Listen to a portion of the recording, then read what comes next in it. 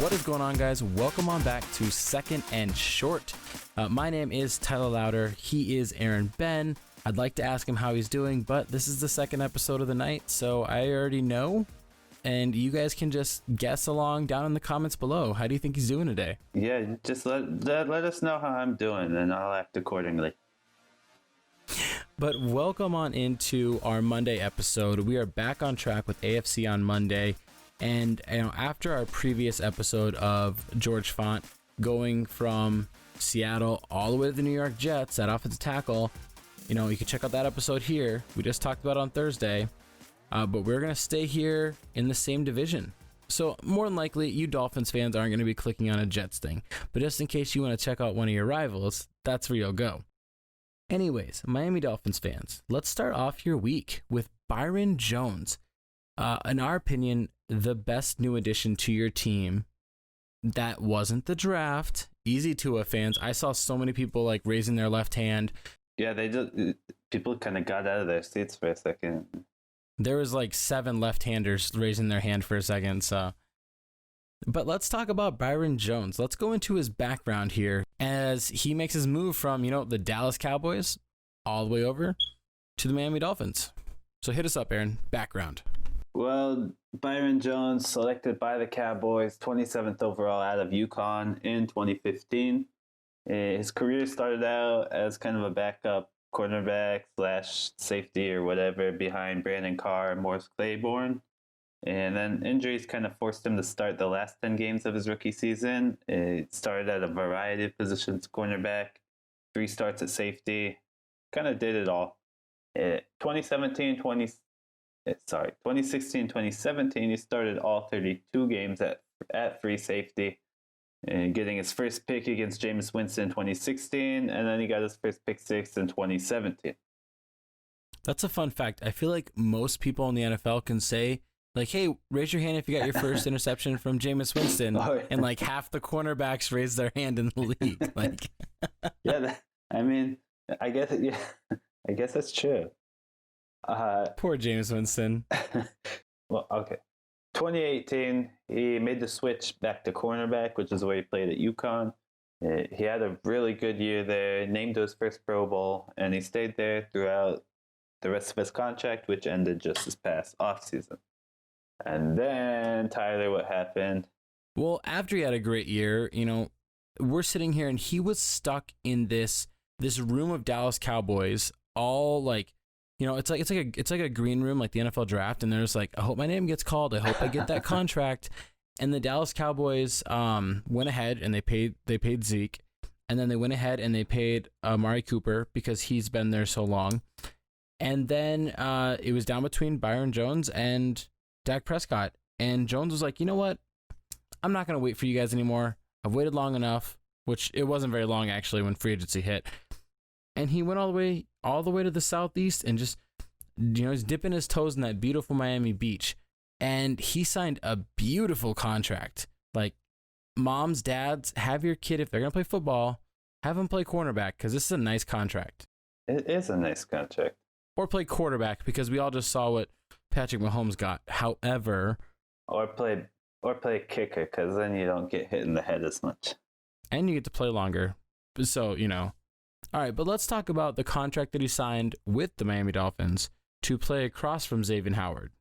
Yeah, he signed a 5-year, $82 million contract with the Dolphins. That makes him the highest paid cornerback in the league by per year average, which, fun fact, that's exactly what the Dolphins did with Xavier Howard last year, was made him the highest paid cornerback in the league by per year average. He's got a cap hit of 17.6 this year. And then every year after that, it's just above $16 million a year. He can be cut after year 3 for only $4.2 million in dead money. So that's their potential out there if he doesn't perform like they hope.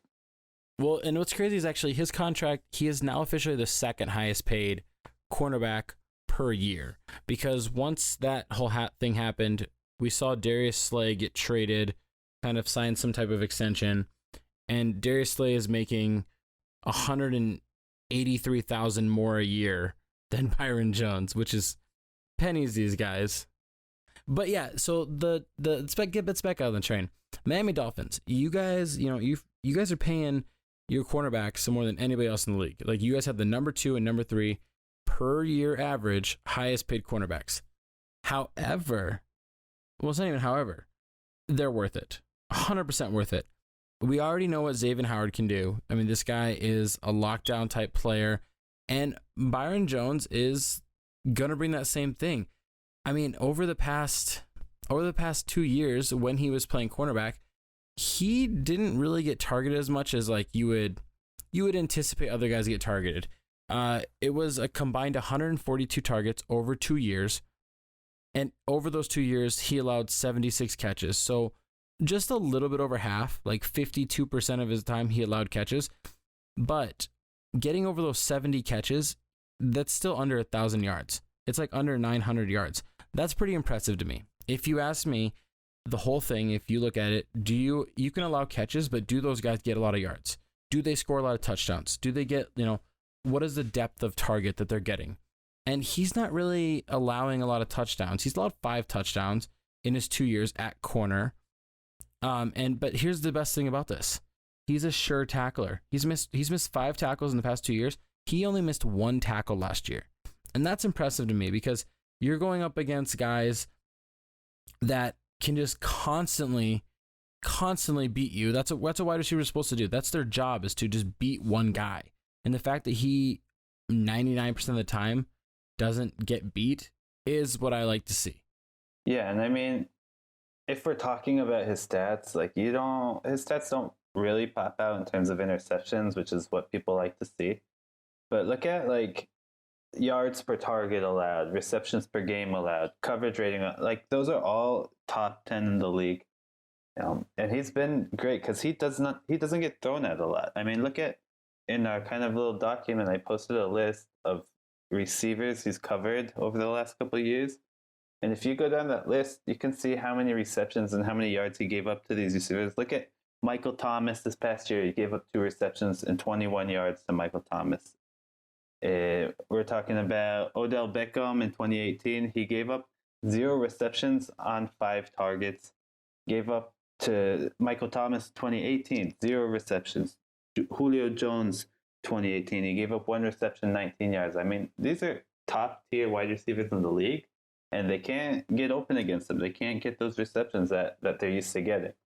That's just mind blowing right there. Because we talked about another cornerback, James Bradbury, a couple episodes ago, going to the New York Giants, and we talked about how impressive he was for only allowing like 3 or 4 catches for like 30 or 40 yards to these same players. And if you guys want to see what we talked about him, this video is the top right there. You can click that there and check that out. But this is even more impressive, and this shows why he's getting paid the money he's getting paid. Let's talk about this defensive fit before we dive too much in this. But let's really go into how he's going to fit with this defensive scheme here. He's not going to have to cover every number 1 wide receiver. He's not going to have to, because Howard can do that just as well. He can literally post down on the right side, which is where he played mainly the past 2 years for Dallas. He kind of manned the right side, and he can just take whoever comes to him. And if it's not a top tier guy, he's probably going to shut him down, because he's shutting down top tier guys that we see. Let's talk a little bit more how he's going to fit in with this defense. Yeah, well, one thing that we know about head coach Brian Flores being from that Belichick coaching tree is the Patriots love versatility in their players. We've talked about it a bunch, so we're not going to go into that again. But Patriots, they love their versatility, and that's something that you can see with Brian Flores. He also loves versatility, and that's what Byron Jones is. He can play any position in the secondary. He can play free safety, cornerback. He can play either side of that in that cornerback position. He can play slot cornerback. But where he's going to be right now is that outside cornerback opposite Xavier Howard. They're going to love being able to just put him out there on his own, not needing to give him any safety help. Xavier Howard, same thing. He's going to be out there. Doesn't need a whole lot of help. They drafted Noah Igbinoghene from Iowa early in the draft. And so he's going to come in and be that nickel cornerback most likely. So they've got 3 very, very good cornerbacks that they're going to just have a ball against the pass. Like they're going to opposing quarterbacks, they're not going to know who to pass to. This guy's locking down. Like Jones is going to lock down this guy. Howard's going to lock down this guy. And Noah's got the slot receiver. It's gonna be a slaughter in that defensive backfield. I also think that having both Jones and Howard on the outside, it lets the rookie kind of come up to speed, and it doesn't like force him into starting right away, because we know that cornerbacks can have a kind of a harder time adjusting to life in the NFL. So that kind of gives him some time to come up to speed. And I mean, that versatility also allows Jones to come in and make starts at safety if needed, if they have injury or performance issues from one of their safeties. Yeah, being able to be versatile is key in the NFL nowadays. That's like what I always like preach. Like, when you see a guy get drafted, what can he do for your team? Not what position does he play, but what can he do? I'm going to say right now, Byron Jones playing safety for the Cowboys for a couple of years was very, very beneficial to himself, because it made him more attractive to teams like the Miami Dolphins once he became a free agent. But it also shows that he is going to be able to, as we see based on his numbers that he doesn't really have because he doesn't get thrown to a lot, that he already does well in man coverage. But because he played safety, he also can excel in a variety. He can excel in a variety of zone coverages. You know, he's a very smart player. He's disciplined. You know, he's able to disrupt routes. He can jump on a route early. He gets, you know, he's had over 19 pass deflections over the past 2 years, which is an outstanding number. This is the type of guy that he's going to do it all. And the best part about this is that having these three cornerbacks is just, if like, we're going to see like the term coverage sack come into play during a lot of Dolphins games, because they're going to be able to mark down these guys for such a good amount of time that the Dolphins are going to be getting more sacks, which we'll kind of talk about in our predictions, everything like that. But let's move into impact then. Like, what type of impact do we say he's going to have in the short term, long term? Let's start short, because that's the present is where we are at all times. Yeah, we like to live in the present. Technically. Short term, we mentioned it allows that rookie to get time to adjust to NFL speed. And you don't have to throw him into the fire right away. I think instantly elevates the level of that secondary. I think they're going to have a crazy good secondary this year.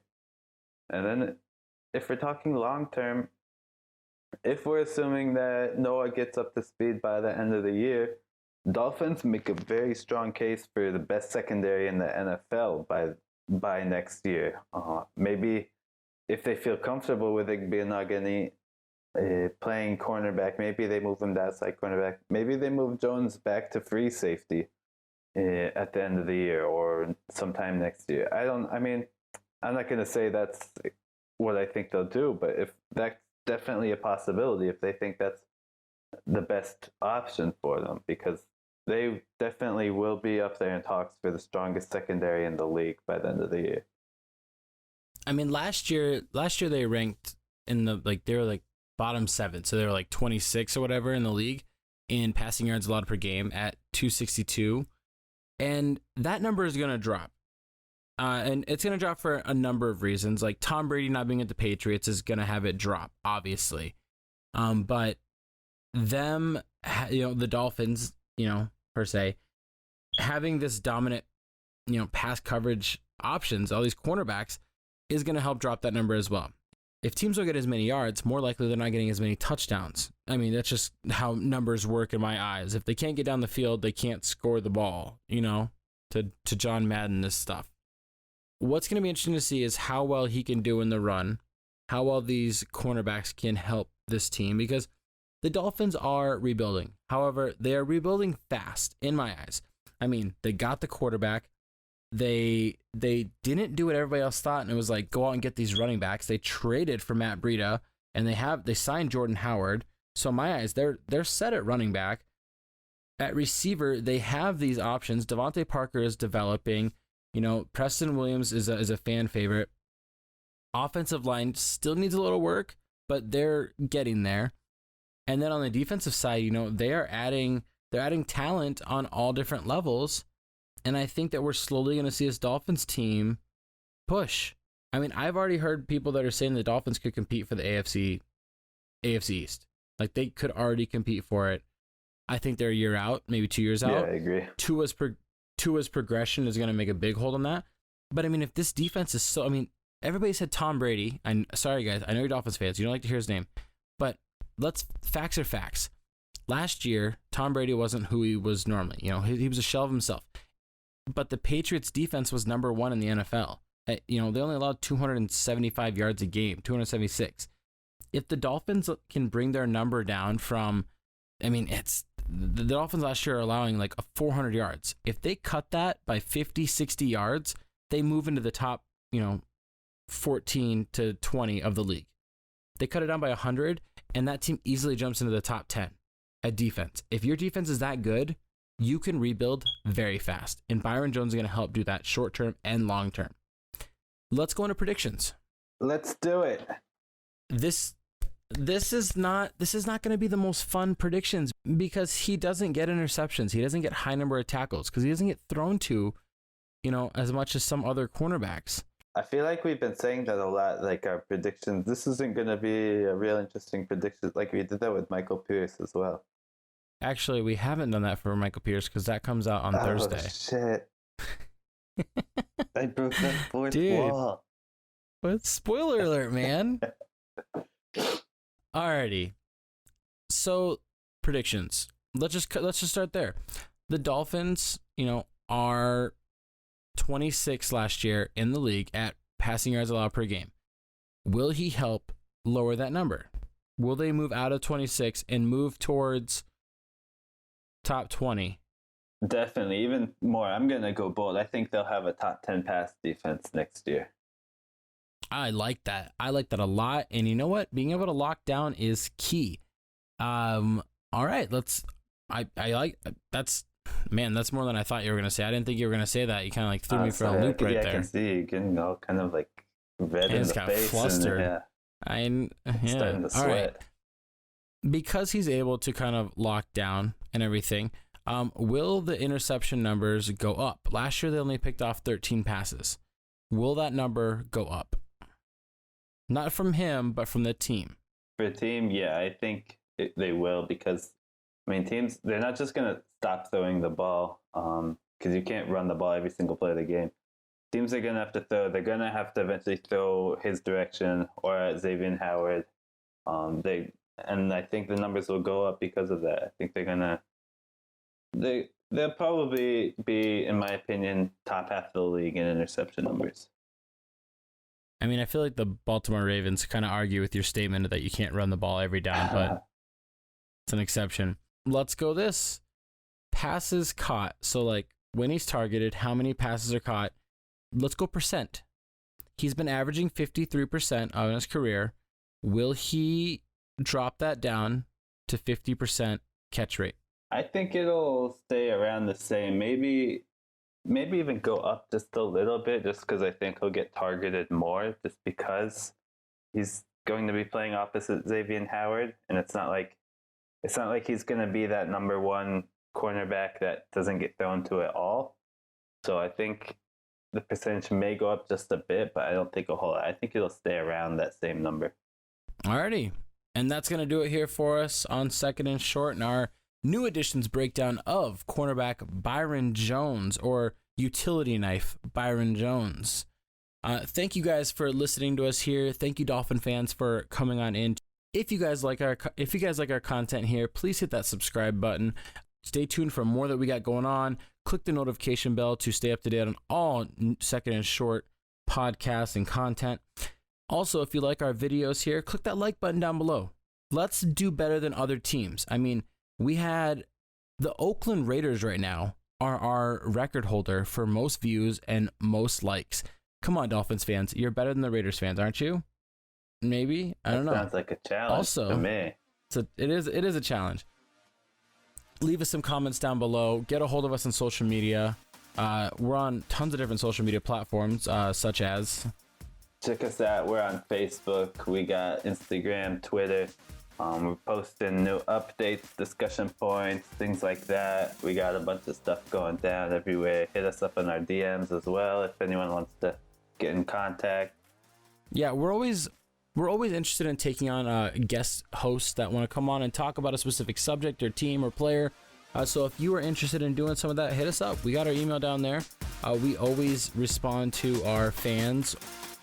All right, thanks for listening, guys. You guys have a good night.